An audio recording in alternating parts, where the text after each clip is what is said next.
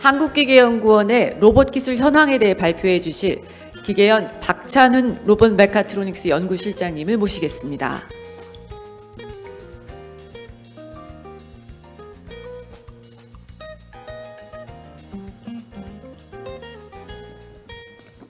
들리시나요? 네. 한국기계연구원 박찬훈입니다. 앞에서 말씀해 주신 연사분들 발표 잘 들었고요. 오늘 제가 말씀드릴 것은 한국기계연구원의 로봇기술 현황이 되겠습니다. 저희 한국기계연구원은 이제 몇 개의 연구실이 로봇에 관련된 연구를 하고 있는데요. 그건 이제 큰 카테고리로 본다면 인간과 로봇이 공존하는 그러한 미래를 위한 차세대 로봇 기술 개발을 하고 있다고 말씀드릴 수 있겠습니다. 오늘 그와 관련된 내용을 간단하게 설명드리도록 하겠습니다. 맨 우측을 보시면 바이센테니얼 맨이라는 영화의 한 장면입니다. 영화에서 감독은 로봇이 미래에는 인류의 동반자의 역할을 하고 있지 않을까라는 상상을 펼치고 있는데요. 일반적인 지금 시청하고 계신 분들의 상상과도 크게 다르지 않은 것 같습니다. 그리고 맨 왼쪽을 보면 현재의 로봇에 대해서 이제 간략하게 보여주고 있는데, 한마디로 표현한다면 특수한 작업을 잘하는 로봇들이 특수한 분야에서 사용되고 있다고 할 수 있겠습니다. 공장에서 자동차를 만든다거나, 아까 정성인 부사장님께서 말씀해 주신 것처럼 의료 현장에서 수술을 한다거나 하는 작업들을 하고 있고요. 그러나 이제 이러한 현재 로봇들이 잘 하지 못하는 작업들은 일반화된 작업들입니다. 우리가 일상에서 로봇의 도움을 좀 받았으면 하는 이렇게 특정하기 어려운 일반적인 작업들을 잘 못하고 있는데, 요즘은 이러한 작업들에 대한 필요성이 좀 더 증가하게 된 것 같습니다. 이유는 코로나19와 같은 감염병 상황을 우리가 경험하면서 비대면의 중요성이 강조돼서 인간이 하던 서비스들이, 기존에는 로봇들이 해야 된다고 생각을 안 했던 많은 서비스들이 로봇에 의해서 좀 제공이 돼야 될 필요가 생겼고, 그것은 비단 공장이나 이러한 생산 시설뿐 아니라 가정, 식당, 관공서, 물류센터, 노인복지시설, 이런 여타의 많은 분야가 되겠습니다. 그래서 산업용 로봇이냐 서비스 로봇이냐, 예전에 이제 지금도 그렇지만 분류들을 많이 하지만 기술적 수준에서 이제 많은 공통점을 가지게 됐다고 말씀드릴 수 있겠습니다. 그러한 관점에서 오늘은 두 가지 주제로 나눠서 좀 설명을 드리려고 하는데요. 한 가지는 언택트 서비스와 관련된 로봇 기술들이고, 그 내용은 저 이제 뒤에서도 말씀드리겠지만 일반적인 저희가 일상생활에서 만날 수 있는 물건들을 파지할 수 있는 만능 그리퍼, 그리고 똑같은 목적을 가진 로봇 핸드, 그리고 코로나19와 같은 상황을 위해서 검체를 채취하는 자동화된 로봇 기술에 관련된 것이고요. 두 번째 카테고리는 신체 기능 지원 로봇에 관련된 것입니다. 그래서 하나는 의복형 웨어러블 로봇이고, 하나는 로봇 의족이 되겠습니다. 먼저 언택트 서비스 로봇 기술에 관련돼서 좀 설명을 드릴 텐데요. 그건 이제 크게 나누면 두 개가 되겠습니다. 하나는 식당에서 서빙을 해주는 것 같은 이러한 작업이 되겠고, 또 하나는 아래 그림에서 보이시는 것과 같은 이제 감염병에 대응하는 로봇 기술이 되겠습니다. 먼저 만능 그리퍼에 대해서 먼저 설명을 드릴 텐데요. 이게 공장에서 하는 작업이 됐든, 아니면 식당에서 요리가 됐든, 아니면 또한 식당에서 서빙하는 작업들이 됐든, 여타의 많은 비대면 서비스를 상상을 해보면 그 로봇들의 특징은 작업이 좀 불특정화되어 있습니다. 그래서 다루어야 하는 것들이 그림에 보이는 것처럼 칼도 다루어야 할 수 있고, 식재료도 다루어야 할 수 있고, 그다음 여러 다른 종류의 식기류들도 다 다루어야 할 수 있는데요. 이런 걸 다룰 수 있는 그리퍼나 핸드가 이제 굉장히 중요하게 됩니다. 근데 이런 것들을 할 수 있는 그리퍼가 현재는 잘 보이지 않죠. 그래서 저희가 오른쪽 그림에서 보이는 것과 같은 원리를 가지는 만능 그리퍼라 이름 붙인 그리퍼를 개발을 했고요. 구조를 보시면 통상적인 집게형 그리퍼하고 거의 동일합니다. 근데 노란색으로 되어 있는 저 부분이 파지를 하게 되어 있는데, 저게 이제 핵심 기술이 들어있고, 그림에서 보시는 것처럼 만약에 직사각형 물체를 잡는다 치면 저 노란색 부분이 직사각형 모양으로 이렇게 움푹 들어가서 변형되는 걸 확인하실 수가 있고요.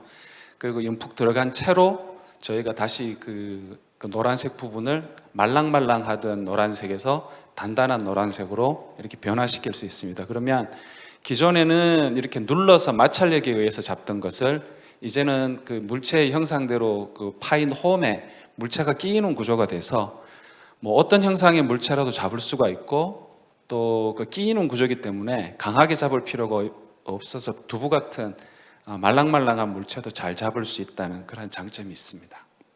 영상을 한번 보여드리면 저희가 만든 그리퍼를 가지고 삼계탕 요리를 하는 영상을 한번 만들어 봤는데요.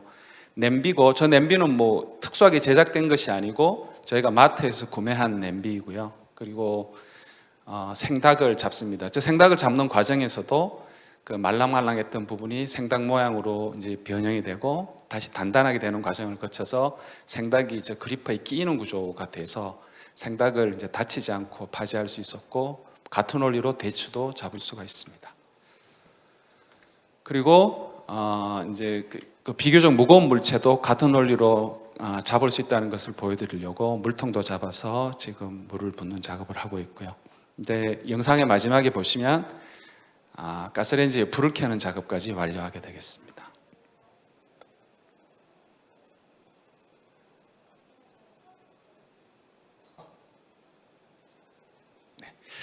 이게 그 뭐 요리를 할 수 있다 하는 것을 보여드리려고 한 건 아니고요. 얼마나 다양한 물체들을 잡을 수 있는지를 보여드리려고 영상을 준비를 해봤고요. 그 다음은 이제 그 일종의 칵테일을 만드는 영상인데요. 주스병을 잡아서 물을 따르고 물이 아니죠. 네, 음료수를 따르고 그 다음은 저희가 이제 시장에서 사온 레몬을 반으로 절단한 것을 잡습니다. 레몬마다 크기가 다 다르기 때문에 뭐 미리 프로그램하는 건 불가능하고요. 저것을 이제 또 마트에서 살 수 있는 사람들이 사용하는 착즙기에서 눌러서 이렇게 착즙을 합니다. 이제 저것을 보여드리는 이유는 저희가 그 레몬을 잡기 위해서 말랑말랑한 구조이지만 이렇게 파지하고 난 다음에는 굉장히 그 단단하게 변해서 착즙을 할 수 있는 상황이 된다는 것을 보여드리기 위해서 이 영상을 준비했고요. 역시 사람이 잡는 손잡이 부분을 영상이 왜 진행이 안 되죠? 다음 페이지로 넘어가겠습니다. 그 다음은 그 전구를 풀어내는 작업입니다. 이건 이제 아까 말씀드린 식재료에 관련된 것들이 아니고 저희가 가정에서 혹은 여타의 장소에서 할 수 있는 서비스를 보여드리려고 한 것인데요.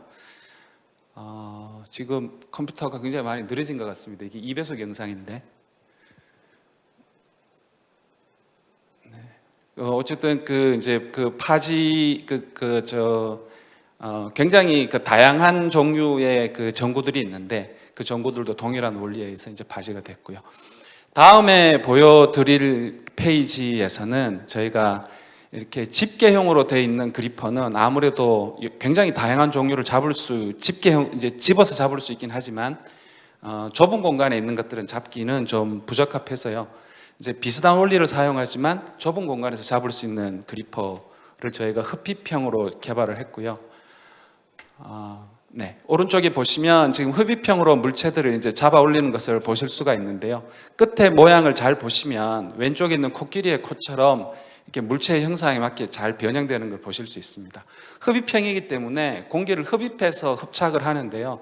이 공기가 새면 안 되기 때문에 곡률이 있는 것은 일반적으로 잡지 못합니다. 근데 지금 저 물체의 형상에 따라서 저 그 흡입형 그리퍼의 말단이 수동으로 변하긴 하지만 그 굉장히 거의 동일한 형상으로 돼서 저 그림으로 된 거 보이시는 것처럼 그 직각면에서도 사실 극단적으로 흡입이 가능해서요.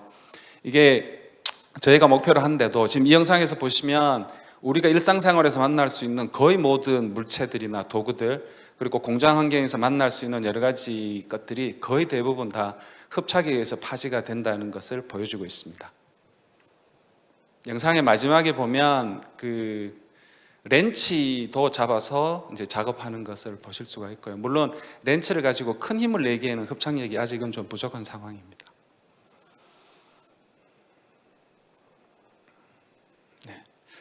그 다음 영상을 보시면 저희가 그 비전 시스템과 연동해서 이제 산업 현장에서 어떻게 활용될 수 있는지를 좀 보여드릴 텐데요. 지금 그 박스 안에 들어있는 물체들은 비전 시스템에 등록된 게 아닙니다. 학습이 된 것도 아니고요. 그냥 박스 안에다가 저희가 임의의 물체들을 그냥 마구 이제 적재를 해놓은 상황이고 비전 시스템의 역할은 저 물체들이 그냥 대략 어디 있는지 포지션만 찾아냅니다.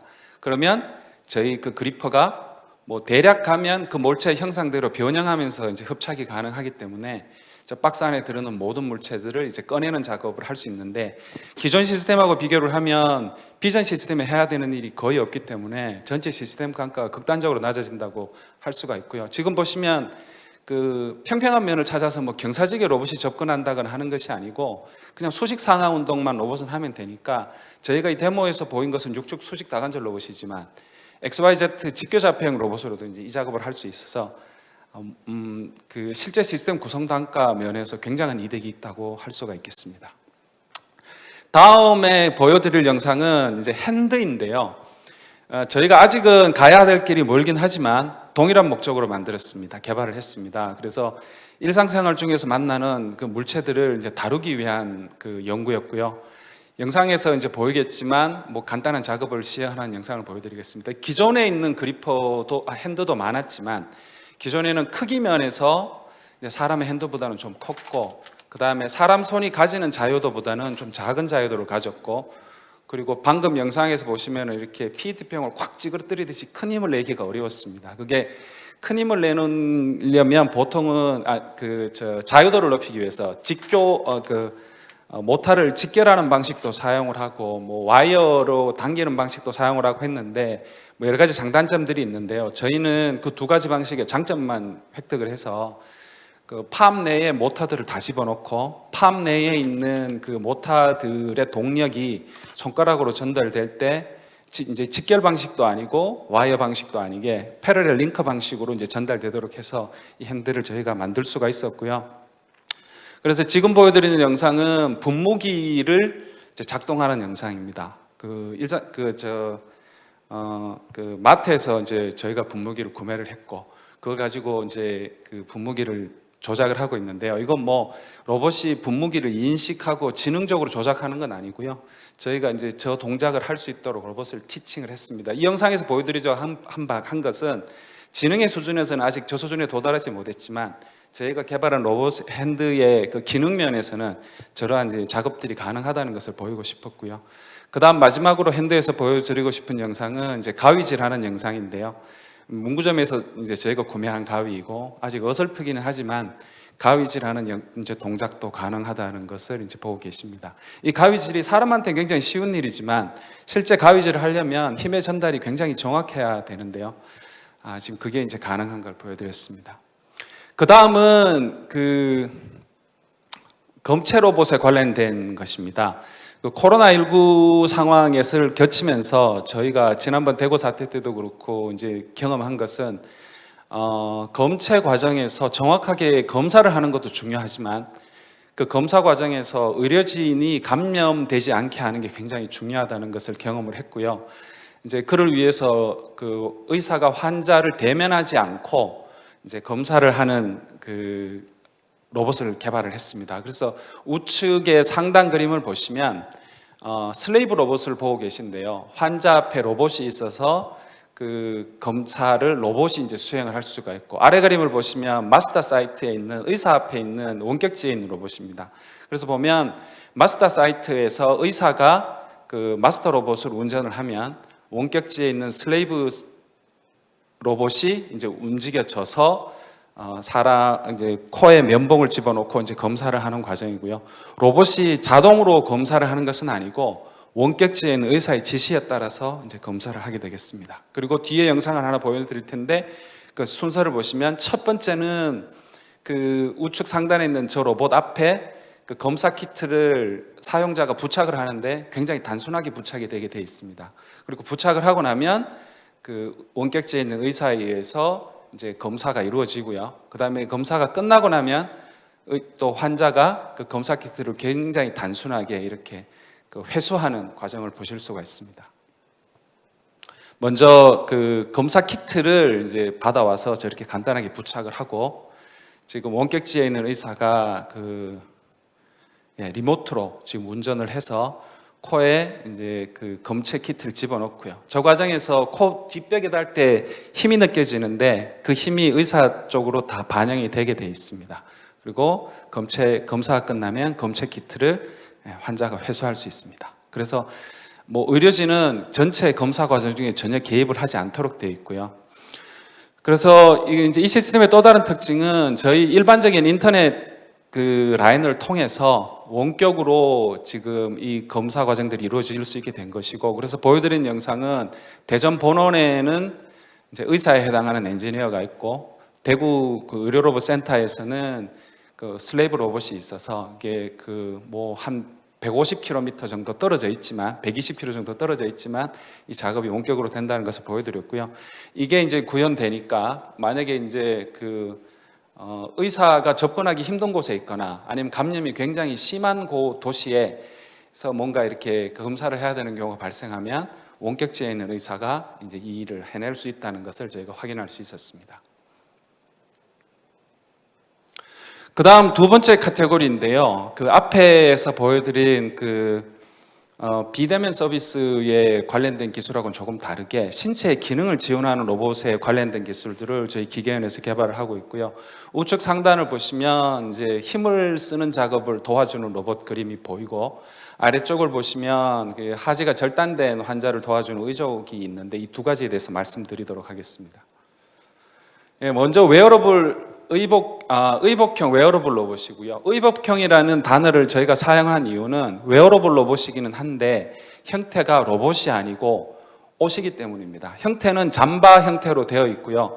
좌측에 보이시는 것처럼 그냥 통상적인 잠바입니다. 근데 그 속에 우측에서 보이는 길이 170mm, 폭 90mm 정도 되는 옷가면 유형 구동기가 이제 들어 있어서 환자가 이 옷가면 구동기를 작동을 시키면 우측 하단에 보이는 것처럼 무거운 물건을 드는 작업을 도와주게 됩니다. 뒷 슬라이드에서는 이 옷가면 구동기의 기술에 대해서 잠깐 설명을 드릴 텐데요. 좌측 동영상이 돌고 있는데, 좌측 동영상은 저기 뭔가 꼬고 있죠. 저기 뭐냐면 그 옷가면 구동기에 들어가는 그 구동기의 기본은 형상기하급입니다. 근데 형상기하급 그 와이어는 수축률이 크지 않아서 저희가 저걸 저렇게 이제 자동화된 그 스프링을 만드는 장치를 개발을 했고요. 그걸 통해서 저희가 그 연구에 필요한 만큼의 그 형상기하급 와이어를 생산을 할 수 있습니다. 중앙 상단 그림을 보시면 생산된 그 SMA 와이어 스프링을 이제 물에 넣어서 이제 온도를 변화시켜주면 길이가 변화되는 걸 볼 수 있고, 저게 기본적으로 이제 동력원으로 작용하는데요. 필요에 따라서는 중앙 하단에 있는 것처럼 여러 가닥을 꼬아서 뭐 근육 다발체를 만들어 쓸 수도 있습니다. 그래서 우측 상단을 보시면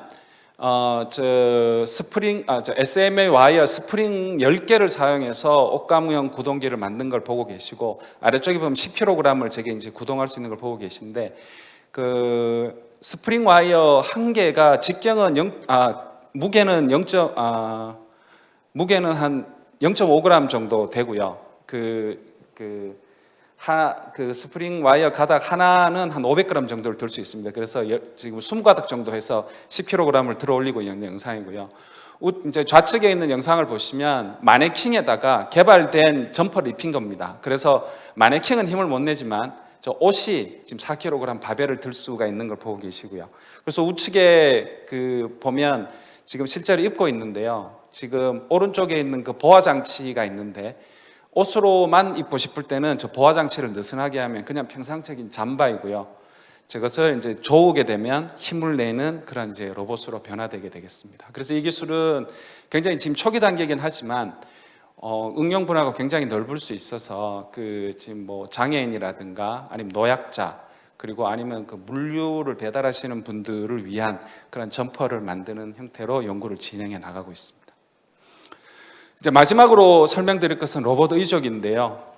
그림의 상단에 보이는 두 제품이 지금 그 전 세계에서 거의 독과점을 형성하고 있는 오소사와 오토복사의 그 로봇 의족입니다. 이 로봇 의족은 오소사의 제품은 한 15,000불, 오토복사는 한 6만 불 정도 하는데요.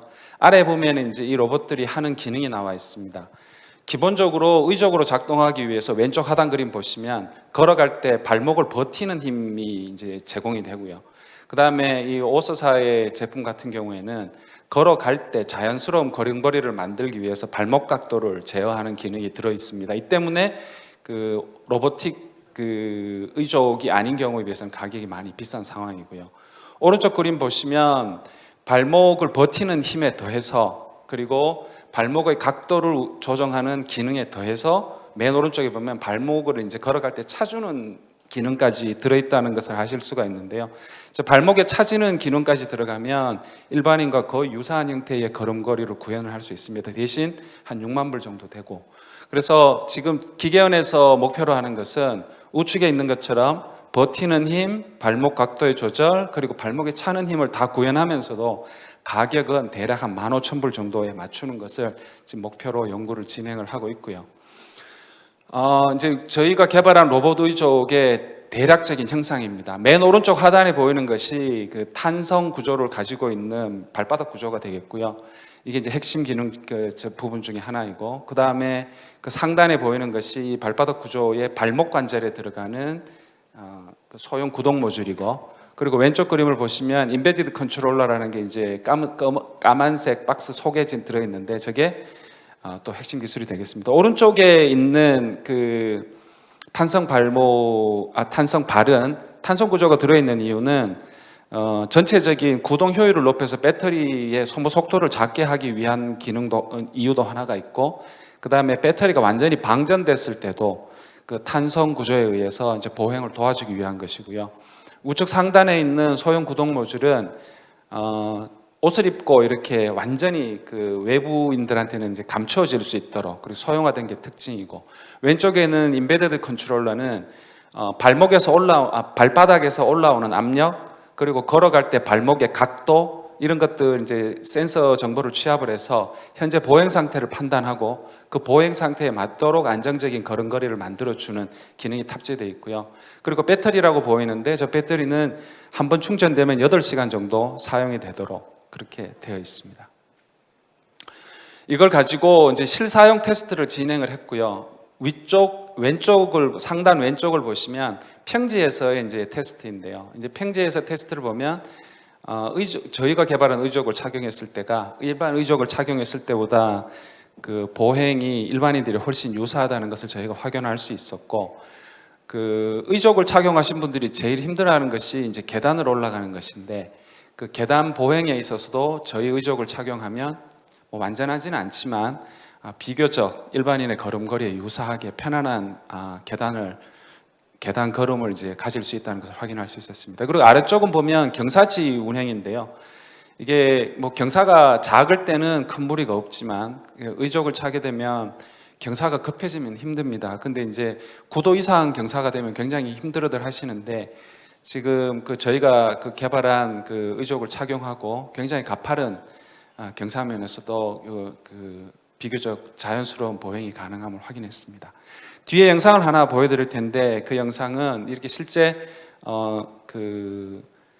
실사용 테스트를 하신 분들 중에서 이 착용 소감을 말씀해 주시는 분이 있어서 한번 들어보시겠습니다. 의족은 자연스러운 걸음을 아주 유동적으로 잘 도와줍니다. 정말 살아있다고 느낍니다. 이걸 신다가 이제 기존에 있던 걸 신어버리면 와, 그게 진짜 좋은 의족이구나 라는 걸 아주 잘 느낄 수 있습니다. 네, 좀 정리 드리도록 하겠습니다. 오늘 이제 서두에서 말씀드린 바와 같이 두 가지로 나눠서 기술 설명을 드렸고요. 하나는 요즘 화두가 되고 있는 언택트 서비스, 그 다음에 또 하나는 신체 기능 지원에 관련된 것들이었는데, 언택트 서비스와 관련해서는 그러니까 일반적으로 우리가 일상생활에서 만나는 물체들을 파지하기 위한 기술들, 그리고 비대면 검체를 위한 기술을 설명을 드렸고, 이제 두 번째 카테고리에서는 저희가 그 기존 웨어러블 로봇하고는 다르게 굉장히 가벼운 옷 형태의 웨어러블 로봇, 그리고 그 로봇 기술이지만 결국 우리 신체에 항상 붙어서 저희 그 신체 기능을 도와주는 로봇 의족에 대해서 설명을 드렸습니다. 저희 기계연구원은 그 인간과 로봇이 공존하는 미래를 위한 그 핵심 기술 연구에 이제 계속 집중을 하고 있고요. 연구의 방향이 한 5년 정도 전부터 연구원 전체가 지금 이 방향으로 연구를 하고 있는데, 최선을 다해서 좋은 연구 결과 내도록 노력하겠습니다. 감사합니다. 네, 박 시장님 발표 감사합니다. 시장님께도 저희가 온라인으로 받은 질의 가운데 하나를 드리겠습니다. 로봇이 얼마나 빨리 대중의 생활 속으로 들어올까요? 단순 데모가 아닌 실제 집안 환경 속에서도 적용 가능한 로봇이 가능할까요? 어떤 기술이 개발돼야 하고 또 그런 로봇이 양산될 수 있을까요? 라는 질문이 있었습니다. 네, 로봇이 대중속으로 들어오는 것들은 예전에 우리가 한 20년 전에 기대했을 때는 이미 들어와 있어야 됩니다. 근데 이제 아직도 얼마간 시간이 지나야 될 거라고 저희가 상상을 하고 있는데 아마 두 가지가 이제 달성이 돼야 될 거라고 생각을 합니다. 뭐 하드웨어 기술, 인공지능 기술 이걸 떠나서 실제로 우리가 일상생활에서 필요로 하는 작업들을 그 로봇들이 해줄 수 있냐 하는 기능의 문제가 하나 있고, 또 하나는 그러한 기능을 가진 로봇들이 얼마나 싸게 공급될 수 있냐의 문제인데요. 얼마나 싸게 공급될 수 있냐의 문제는 기술 개발의 문제라기보다는 시장에 얼마나 많이 팔려서 이제 제작 단가 측면에서 얼마나 많이 내려갈 수 있냐하고도 이제 맞물려 있는 문제라서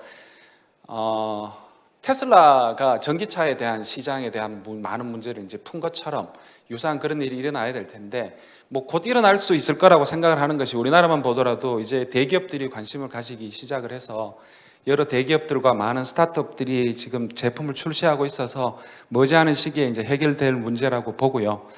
이제 우리가 주변에서 혹은 이제 우리가 생활 중에서 필요로 하는 작업을 해줄 수 있느냐 하는 문제는 앞서 저희가 이제 기계원 연구 결과에서 말씀드린 것처럼 이제 여러 가지 그리퍼에 관계된 핵심 기술들이 좀 있을 수 있고, 또 그것과 관련된 이제 지능에 관련된 기술들이 있을 수 있는데, 지능은 발전 속도로 볼 때 뭐 저희 상상보다 훨씬 빠른 시간 내에 달성될 수도 있을 것 같고, 근데 이제 필요로 하는 하드웨어 기술들은 좀 상대적으로 느릴 것 같습니다. 그러나 뭐 전반적으로 볼 때 뭐 제 개인적인 생각으로는 한 10년 혹은 15년 정도 이내면 많은 곳에서 우리 생활 속에서 로봇들을 좀 발견할 수 있지 않을까, 그렇게 한번 상상을 해봅니다. 감사합니다.